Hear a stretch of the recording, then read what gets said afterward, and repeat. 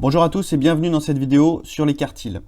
Alors dans la vidéo précédente, on a défini ce que c'était la médiane, on a dit que c'était la valeur qui se trouvait à 50% de la série statistique. On va voir maintenant deux nouveaux paramètres statistiques. Le premier quartile que l'on note Q1 et le troisième quartile que l'on note Q3.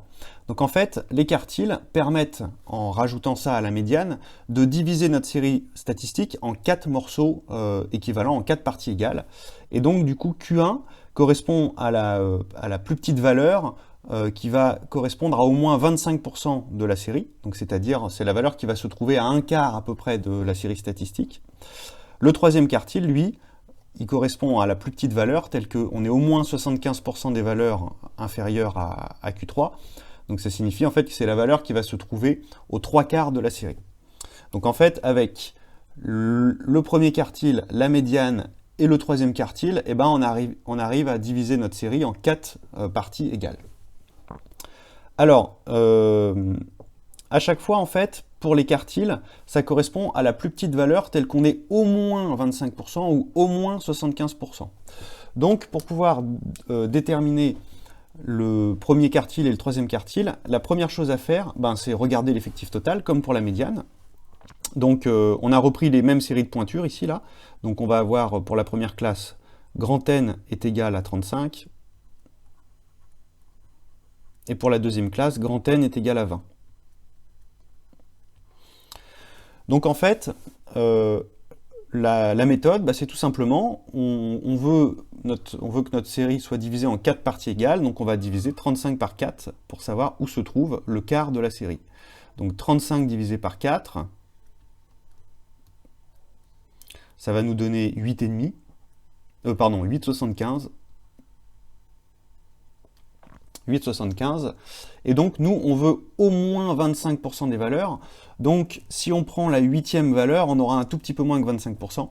Donc, on va prendre la 9e valeur pour être sûr d'avoir au moins un quart des valeurs. Donc, Q1 va correspondre à la 9e valeur. Donc, c'est la 9e valeur. Et donc, après, on regarde dans le tableau d'effectifs où se trouve la 9e valeur. Donc, Q1 va être égal à, alors, 4, 6, 10, donc on est dans un 41. Donc Q1 est égal à 41. Voilà, donc ça c'est pour le premier quartile. Alors pour le troisième quartile, pour Q3, en fait c'est le même principe, mais cette fois-ci on veut 3 quarts des valeurs, on veut 75% des valeurs. Donc on va calculer 3 quarts de 35. Donc 3 quarts de 35. Alors, on sait que 1 quart, c'est déjà 8,75, donc on a juste à multiplier ça par 3. 3 fois 8, 24. On va être à 26,25. Donc 26,25. Et donc là, c'est pareil. On va arrondir au supérieur, puisqu'on veut au moins 75% des valeurs. Donc si on prend la 26e valeur, on aura un tout petit peu moins que 75%, on aura peut-être 74%. Nous, on veut au moins 75%, donc on va arrondir aussi au supérieur. Donc Q3 va être la 27e valeur de la série. Donc Q3 est la 27e valeur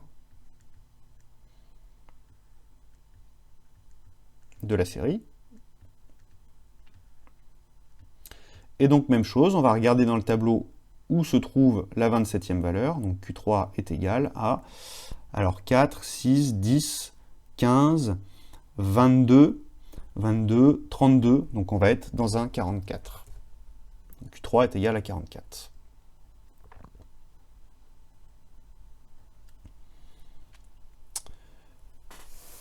Alors, on va faire la même chose avec la deuxième classe, sachant qu'on a un effectif total qui est égal à 20. Donc là, en fait, ça va être facile. Q1, un quart de 20, ça va être la 5e valeur. Donc 5e valeur, on tombe dans un 37. Donc 37. On peut indiquer entre parenthèses que c'est la 5e valeur.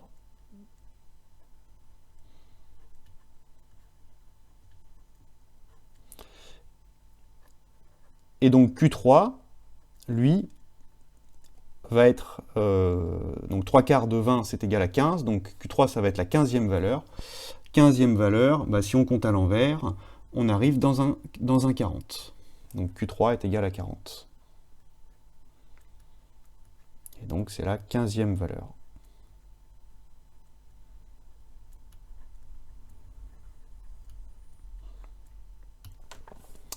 Voilà, donc en résumé, on a la médiane qui correspond à 50% des données à gauche et 50% des données à droite.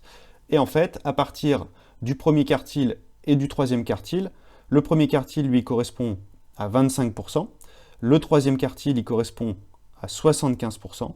Donc on voit bien en fait que notre série statistique elle est divisée en 4 morceaux de 25%.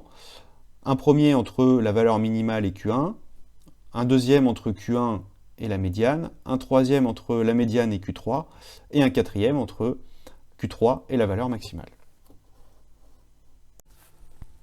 C'est la fin de cette vidéo, merci de l'avoir visionnée. Tu pourras trouver davantage de ressources sur ma chaîne ou sur mon site internet www.zmat.net. À bientôt!